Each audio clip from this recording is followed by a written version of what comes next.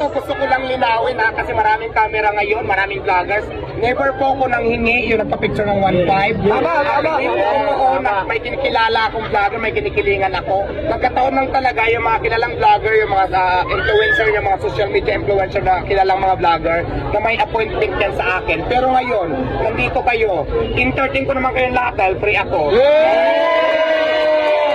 Makikita ko kasi sa social media ngayon, ang pinapakita lang nila, yung negative lang, negative sides lang na hindi pinapakita nila kung bakit yung sasabi na mamaya na, yun lang lagi ang nakikita.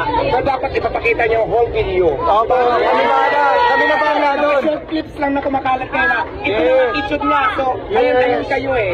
So dapat, kung bakit ko ginagawa yun, may full video yun eh, mahaba yun. Opo. Pinapakita nyo kasi ngayon, negative sides lang. So wala naman ako pagkalam, gusto lang linawin lahat na hindi totoo yung nangingi ako ng 1.5. Hindi totoo na namimili ako ng vlogger. Hindi naman din tayo